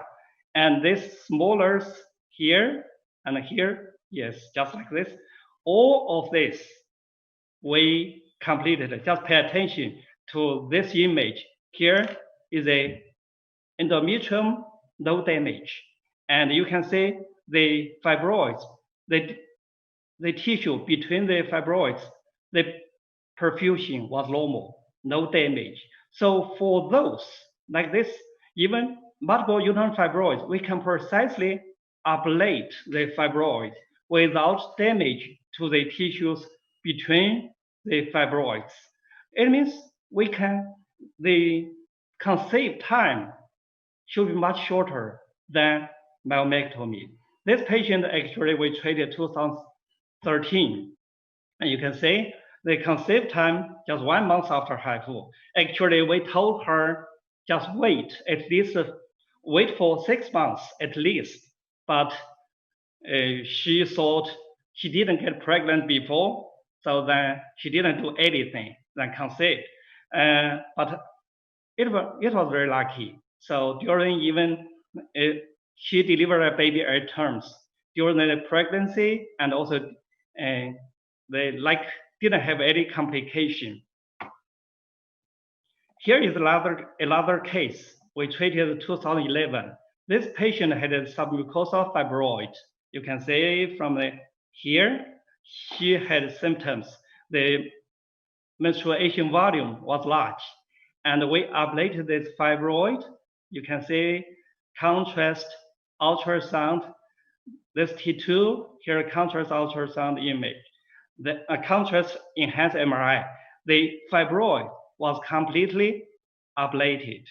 This patient waited for 6 months and get pregnant. She delivered a baby by vaginal. Also, probably we also want to know if this patient, if they worry about it, like the uterine cavity adhesion, like this case, like type 2 submucosal fibroid, and you can see the endometrium here. So how about this case? Because they want to conceive soon, so we have to protect to avoid the damage to the endometrium. Like we perform the treatment, you can see the before and here after. The fibroid was completely ablated. And here you can see the transverse view. Here is a fibroid, no perfusion here, but here is the endometrium. The tissue between the fibroid,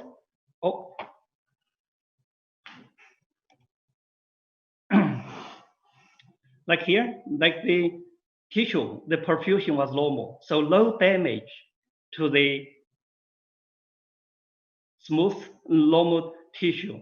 So for this kind of case, probably before have treatment, we can talk to the patient because we want to protect to avoid the damage to the endometrium. So the symptoms improvement may be,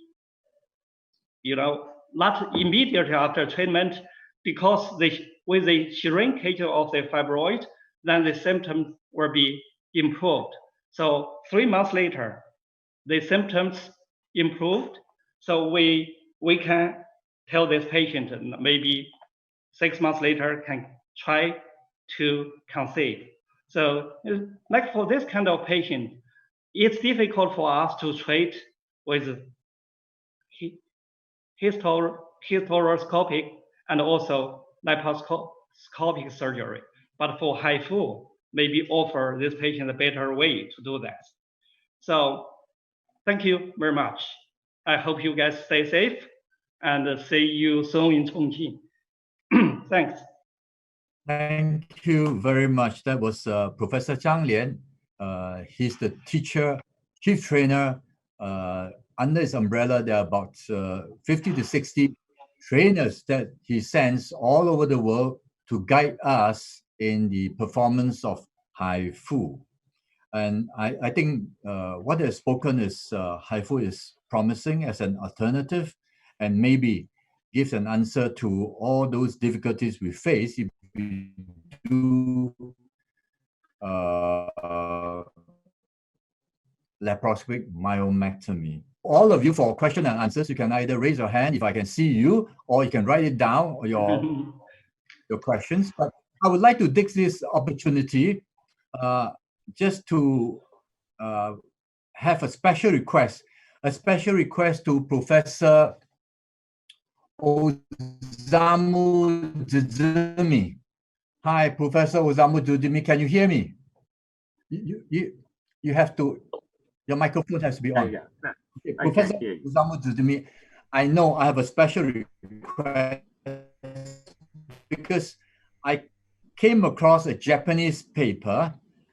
It was a classification of adenomyosis by a Japanese group of doctors. I thought you're the best person. To explain because not many of us read Japanese. Can you please show us your presentation, the classification of MRI classification of adenomyosis? Over to you. Okay. I'm a laparoscopist and also reproductive laparoscopist. So I'm very interested in adenomyosis. And this time, I'm going to explain Japanese paper. This one. And I think it's this one. Yeah. Okay. And Yes. Can you zoom? Yes, I can see your painting. Yes. You can see. So, yeah. Some Japanese describe the paper and origin of adenomyosis, maybe subtypes, 3 subtypes. And one is intrinsic invasion from endometrium. And second one, this is as shown in the slide.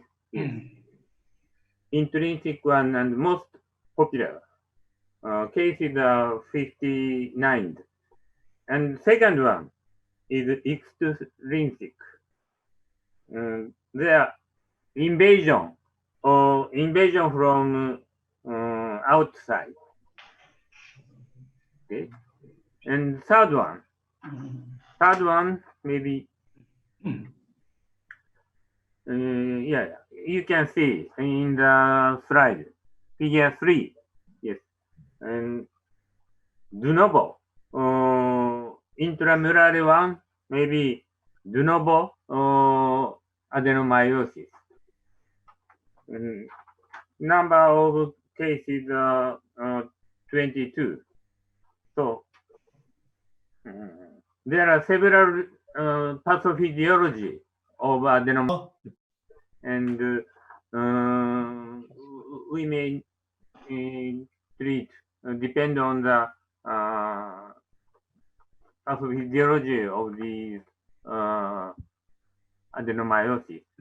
And I'm interested in application of HIFU because surgery is sometimes very difficult for adenomyosis.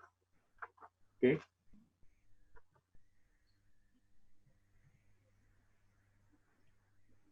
Okay. Okay.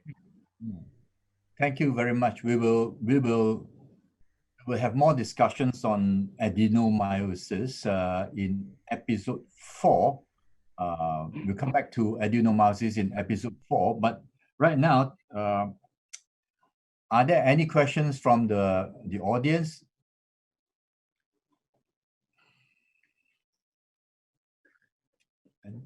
If not, then let me ask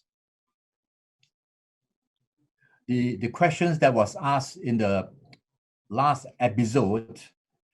Let me go to the laparoscopic surgeons, the presenters on the first talk and second talk. Professor Bernard Chern and my good friend, Dr. Tiong. There's always this perennial question. Is there a size of the fibroid that you would tell your younger doctors not to operate? In other words, is there a limit to the size of a fibroid that you would not operate? Maybe Is Bernard there?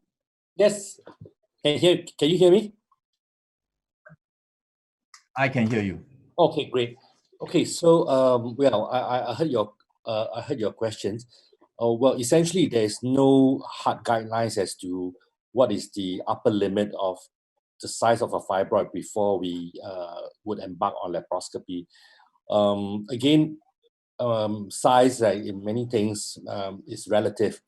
So we always tell our colleagues is that it is not an absolute number, but it's something that you want to look at the patient as a whole, such as the patient's build, of course, the size of the fibroid, previous pregnancy, etc. That will make a lot of difference when you come to performing laparoscopy. For example, I mean, if you have a patient who is 1.65 meter tall and then had delivered 2 babies before and now have a fibroid of about 10 centimeter, it will be very different for the surgeon if the patient were to be 1.55, never delivered baby before, fibroids the same, 10 centimeter. So I think that's why this, we always say there's no real absolute numbers to follow. But in general, for Asian population, I would think that, you want to perform surgery comfortably, laparoscopy without unduly prolonged surgery, prolonged surgical time. 10, 12 centimeters will be, I would think, will be something comfortable for most of our colleagues. And of course, the other factor to consider is also the number. We are not looking at the size alone, but how many fibroids the patient has. In fact, we were doing quite a few surgery the last 2 weeks. Previous week, we have a patient who had not so big fibroids, but there were many of them. I think we removed about 8 or 10 fibroids, but they were like in the range of about upper range of the size was probably about 7 to 8 centimeter. But it took a long time because it's a repetitive surgery. Take out one, take out another one, take out another one. So if you to compare somebody who has 6, 7 cm fibroids, but there were multiple of them, then compared to somebody who has one single fibroid, 10 centimeter, one single piece of it, then I would think that maybe the one single piece, 10 or 12 centimeter, could be easier to perform. So again, as I say, I think to summarize, there's really no hard and fast rule as to what is the correct size to do laparoscopy. Is relative. Other factors to consider, including the patient's physics, including the patient's parity, and of course, the number as well. I hope that sort of explained. Thank you. Okay, quick question. I know you are the teaching professor and you have a lot of younger doctors under you. So do you morcellate within the back in laparoscopic myomectomy? Well, actually, ever since the pregnant women and children incident, we have been trying out the various containment technique. So ever since then, in fact, we have been largely performing our power morcellations in back.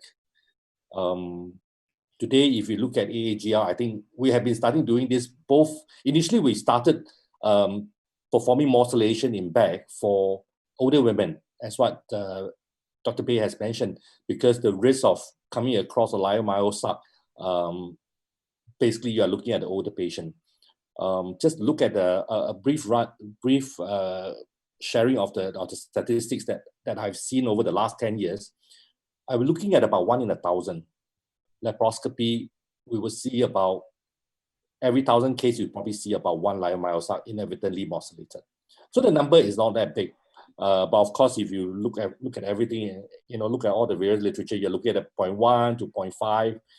I think all these are numbers reasonable depending on selection of cases and so on. So if you look at the number, yes, it's not high. If you look at 40 and above, basically most of the in fact, all the patients that we encountered leiomyosuck inadvertently morcellated were patients in the older age group, 40 and above. But of course, if you look at the literature, you know that leiomyosuck can even occur in women who are even younger than that, maybe in their 30s. And the other consideration, as what Bei has mentioned, is that because we do see disseminated leiomyomatosis. In fact, we have one patient now pending surgery. The patient has a previous laparoscopic myomectomy, and unfortunately, I think she has growing lumps and bumps everywhere in the peritoneal cavity. And this is not the first time we have seen cases like that. So that's why, to mitigate this so-called complications of morcellations, we feel that morcellating in the back makes sense. And I think it is technically not difficult. It's just that we retrieve ovarian specimens or other specimens in the back most of the time. Even if we just do a salpingectomy for ectopic pregnancy, it's good to use a bag to scoop it up so that to minimize spillage of whatever content, be it POC, be it ovarian cyst. So I really don't see a big concern as to why, just because it's a fibroid, we are treating it differently, because we do know the inherent risk, be it disseminated benign diseases or disseminating a cancer. Okay, thank you. Okay, let's hear from Professor Osamu Tsuzumi, the land of the rising sun. Okay, you have to unmute, Professor Tsuzumi. We usually use in-back morcellation. Yeah, mostly our patients are conscious about the FDA problem. So they ask, is it safe? So we assure you them in-back morcellation is safer. So mostly we use in-back morcellation, but not all in Japan, of course.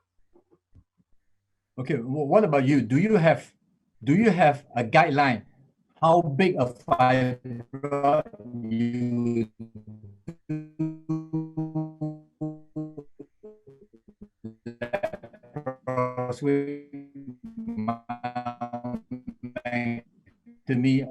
do you have such a guide?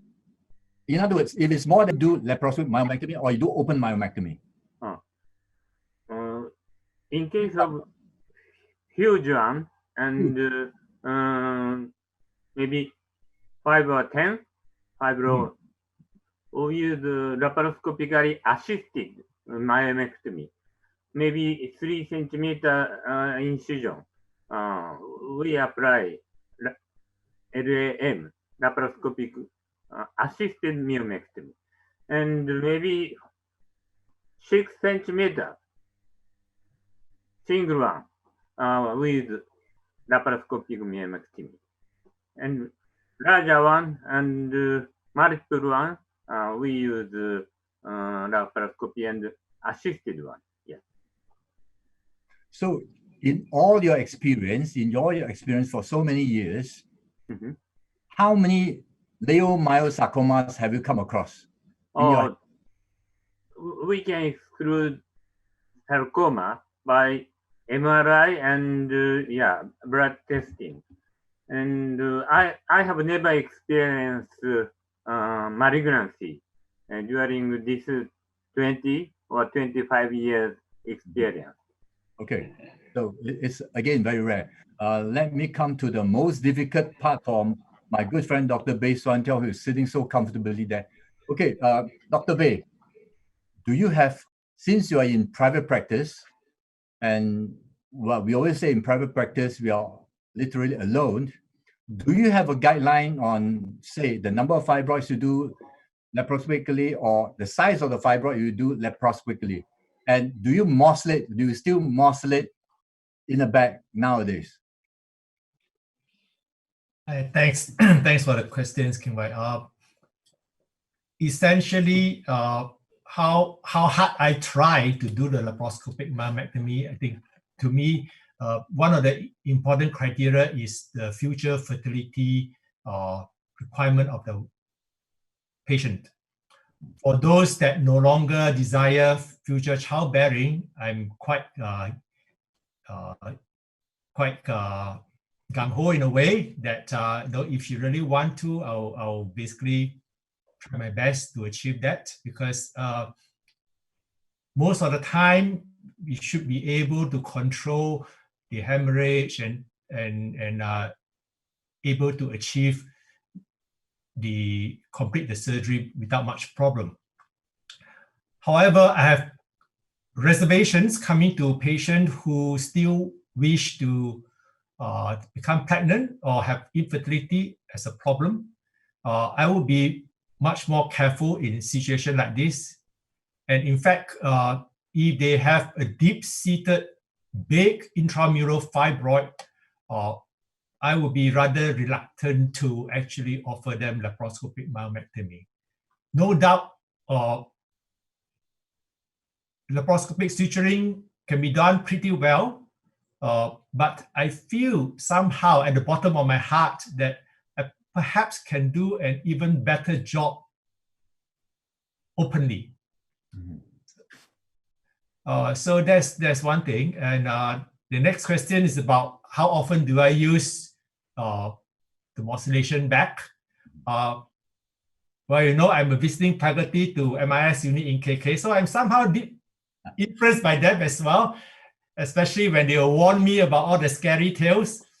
Right now, what I do personally is that for the younger patient, those that is below 40 or 45, I do still do naked power morcellation, in other words, without back.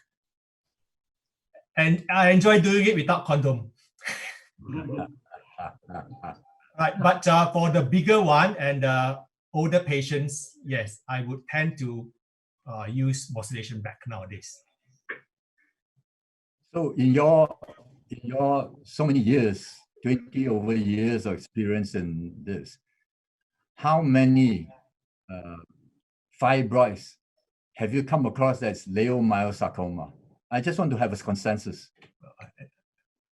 None. I have not come across one. Fortunately, touch wood. Yep. None is an honest answer. Yep. To many of us. Yeah. Okay. All right. That's a question from Dr. Bachu Singh. Dr. Singh, could you please introduce yourself and ask a question? Dr. Bachu Singh.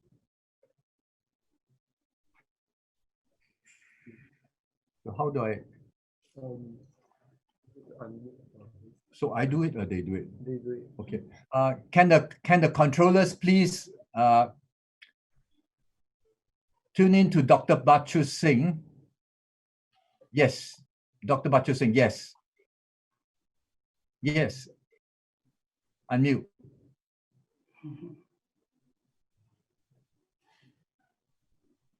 Okay.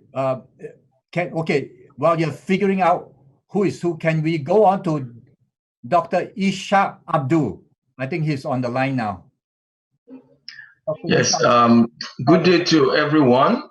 I just want to thank you for giving us this highly elucidating presentations. Thank you very much. My question goes. Sorry, my name is Ishaq Abdul, a professor. A professor of Obs and Gynae from the University of Ilorin, Nigeria. Okay, good. Good. And I'm quite interested in this new technology because of so many advantages that have been listed. I just want to bring out my concerns as regards the sizes of the fibroids after HIFU. It does look to me that it takes a little while before normal sizes are returned to by the, in the treated fibroids. In the treated uterine uterus or uteruses. Is this usual observation, or it takes a little while before the uterus return to normal or close to normal sizes?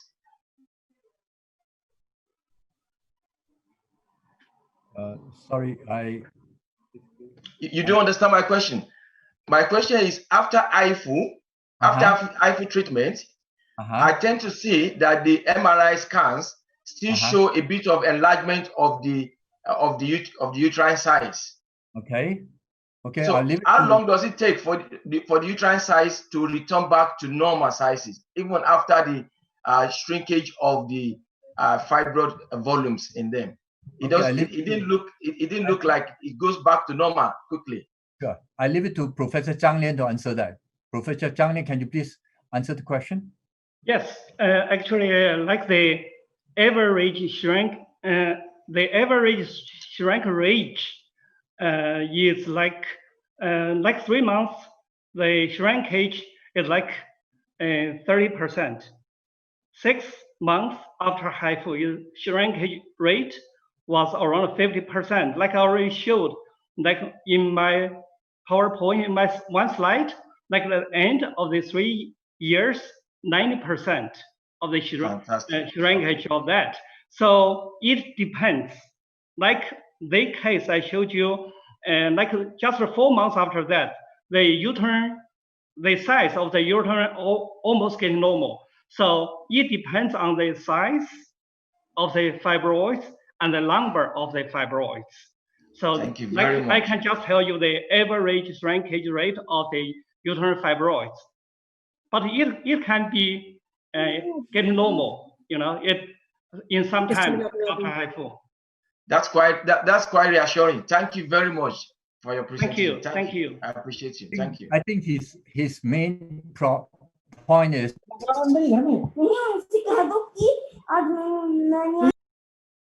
he noticed that the fibroids has shrunken in size. I think that's what he's trying to ask. But let me follow on that. You see, I think I give an example of adenomyosis. Adenomyosis hasn't really got a border.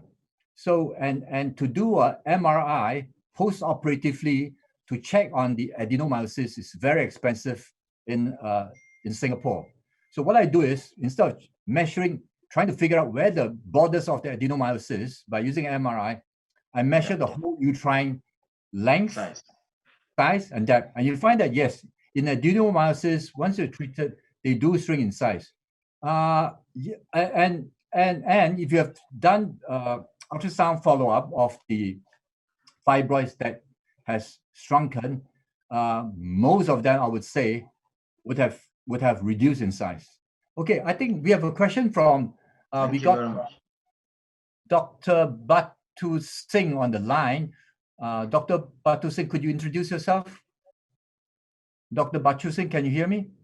I think your sound is off. You have to unmute your sound.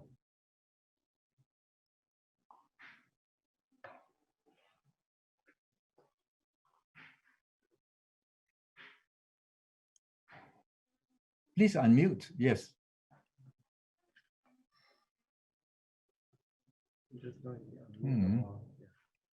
Looks like unmuting is a problem. Huh?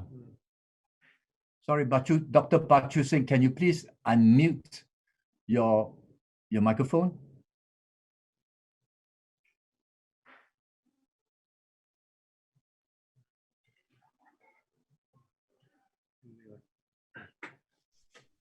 Any more questions?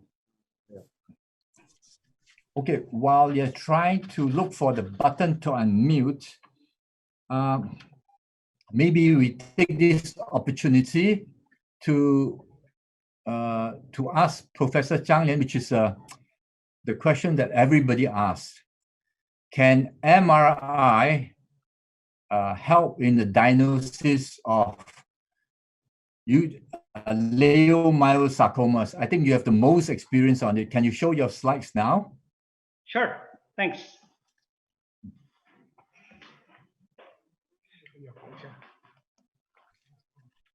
Just a moment. So this,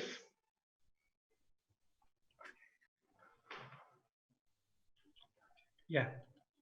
So I just made this slide today. Actually, this just Dr. Wang Qian and Professor Li and Dr. Li, you know her. So she did this review, actually retrospective review from 9 centers, 9 hospitals between 2008 to 2019. So the total patients was more than 15,000. actually initial diagnosis of uterine fibroids, they came for HIFU treatment. Then came to, after review the MRI, 46 patients were suspected to be sarcoma. And those 46 patients were sent for open surgery. And 12 of them were confirmed by surgery was sarcoma, but that is not leiomyosarcoma, but endometrial stromal sarcoma, most of them. So it's different from the publications. And also the other 50,713 patients underwent HIFU treatment. And because at the beginning, for the MRI, actually, we were not so sure if you can make the diagnosis accurately. So we have another, to the follow up, just to make sure if some patient misdiagnosed. So among these patients, eight of them were suspected to be sarcoma at the 3 and 6 months follow-up after HIFU, and 6 of them were confirmed by surgery. But it's because HIFU was used to treat even malignant tumors. So for those cases, we didn't have the catastrophic consequences after death, because after surgery, no other bad consequences. So here, for the answer, I think MRI really helps. Like the pre-HIFU, even pre-laparoscopic, I think MRI really helps. So like for those 15,000 cases, totally 18 cases were sarcoma. Like the ratio from this group of patients for this population is like 101%. So it's very low, but the difference just like these most of them like the endometrial stromal sarcoma. So probably just because of the age of this patient, they are younger, because when this thing comes to for HIFU treatment, they are younger than those. The average of this patient is around 41 years old. So this probably just because of this reason. Actually, for the MRI, you can say from here, and we often use T2 weighted image. This T2 means like you can see the water, like the bladder white. So that's T2. So T2 weighted image for uterine fibroids may be hypo intense, like the black. And here, hyper intense fibroids, it means white. So from there, you can see the margin was clear, either this one and this one. And for the contrast ultrasound, usually we don't see the margin is clear. And you see the perfusion was even for this one. But for this, you can see even like this shape was round, the shape, and also margin, and also the intensity on T2 weighted image. And from this one, you can say completely different. Like this one, the shape was not round, is irregular. And also you can see the hyper intensity on T2. And you see lobulated, the fibroid here. So you can see even from the contrast is different. So from this image, we can tell the difference between these two. So like this case, leiomyosarcoma, like this case, even like this part, this fibroid, and here, hyperintensity and like some necrosis in the tumor, and the contrast, low perfusion in this area. So this part was confirmed sarcoma. The outside this area, uterine fibroids. So that's why I think this evidence some uterine fibroids can become like leiomyosarcoma in the future. So I just want to share with you some like cases. We already knew about the different MRI features. Like this case, how about the diagnosis? Probably we don't know, but we can say this is not uterine fibroids because you can say MRI hyper intensity on T2 because white, and the margin, we cannot see the margin here. So, and also the contrast ultrasound, a contrast MRI, contrast enhanced MRI shows there was low perfusion, poor perfusion in the center. So the margin was not clear. For this one, if you cannot, you don't know if it's a sarcoma or something else, but you can make sure this not uterine fibroids. Actually, these features are sarcoma. So like this case, when you have more experience, you know exactly what it is. Even like at the beginning, my group, my doctors, when they're younger, probably at the beginning, they don't have that much experience, but now they are experienced with reading MRI. So for this one, hyperintensity on T2, margin is not clear, necrosis is observed in the tumor on contrast MRI. Of this, it helps us to make the diagnosis. And this one actually I just got last week. My doctor from another sent me this image because after she reviewed this patient, this MRI of this patient, she said, hey, I suspect this one is sarcoma. She sent this to me. I said yes, because on T2 weighted image, hyper intensity. Compare this one with this one. This uterine fibroid, or this one hyper intensity. But you can see here, multiple nodules or nodulated inside. And for the contrast enhanced MRI, we see necrosis here. Also, the margin was not clear. So we made the diagnosis. We said this is a sarcoma, just sent to for the open surgery.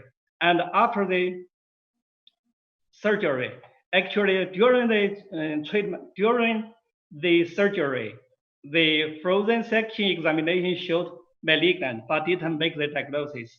And here, after that, the final pathological diagnosis was leiomyosarcoma, this one. This one, benign. So even from this one, we can see the difference. So I think it helps a lot. Thank you. That's what I want to share with you guys. Okay, I just saw a little image of the slide which shows the complications. You must have finished and tell us what are the common complications in HIFU treatment of fibroids or adenomyosis. I know okay. Okay, thanks, Dr. Li. Actually, this one I just leave this here. This is from my paper we just published in 2018. Actually, more than 20,000 patients from different centers, like the real world data. So from here, you can see the most common complications, just like class A, just like some pain, something like that. You don't need any treatment. And also class B, maybe lower abdominal pain. And because this pain is different from this one, maybe severe, longer, but low, don't need any treatment for this one. So I think we should pay attention, like say class C and D, class A above. For this one, like skin burns, that's the most common complications during HIFU treatment for uterine fibroids and adenomyosis. But you can see right now, the incidence, just like 0.14%, which is very low. And also some patients have the leg pain. Also, like the class C and class D, the totally the big number, just like below 0.5%. It means right now this technique is very safe.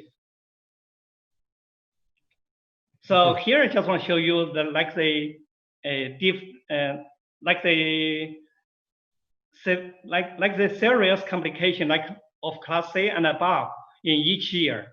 2011 you can say almost 1%, but 2012 is around 0.6%, and after 2014 is below that.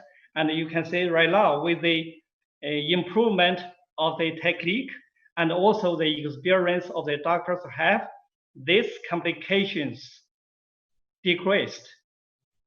So right now I think it's pretty safe for this technique. Thanks. Okay, thank you. Can you go back to your first slide on the class A, B, and C again? Yeah. Okay, sure. This just for the benefit of those younger doctors, what Professor Zhang Lian has done is class A very mild. In other words, mild lower abdominal pain, which you get it anyway in a laparoscopy or laparotomy. Sacral-coccygeal pain is 10%. If you lie something on the flat surface for too long, we get it. Abnormal vaginal discharge is very common after surgeries. Lower limb parastasis, nausea, vomiting, you get it also after anesthesia. Erythema on the skin, redness on the skin, we get it also when we put the plaster on the skin. Fever, which is actually a post-operative reaction, very common. Hematuria, we get it when we put the Foley. So I'm very happy that under class D, which is a concern to many of the laparoscopic surgeons, is your bowel injury is very low. And this 0.01% is much lower than if we would have done through open surgery or laparoscopic surgery. And I don't see any of these scary blood vessel injuries like we normally encounter rarely in laparoscopic or laparotomy. Thank you very much, Professor Zhang Lian. Thank you. So have we got back, can we go back to Dr. Singh? Have we got him again?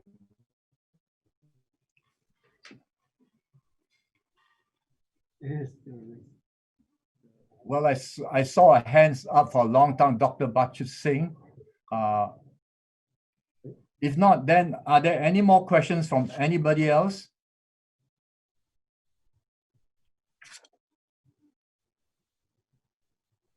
I see.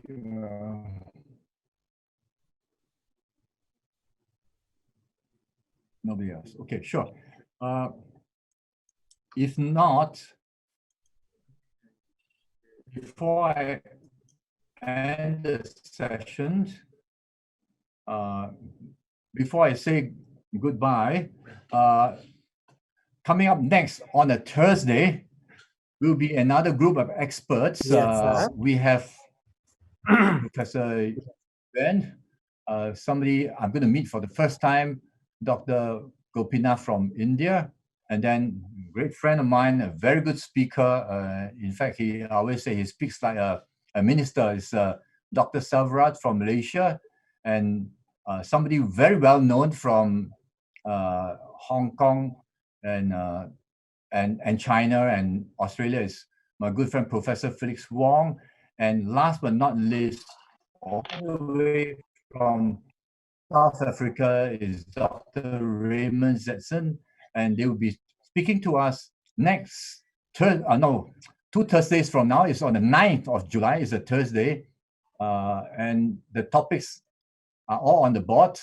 And I would like to say thank you to all the speakers, chairpersons, panelists, audience. I'm Dr. Lee from Singapore ONG. Thank you, and from here is good evening and good night. Thank you very much, everybody. Thank you. Okay, thanks. Thank you. Bye. Thank you. Thank you. Thank you very much, sir. Thank you. Thank you. Good night. Bye bye. Good night. Thanks. Thank you. Thank you. Thank you.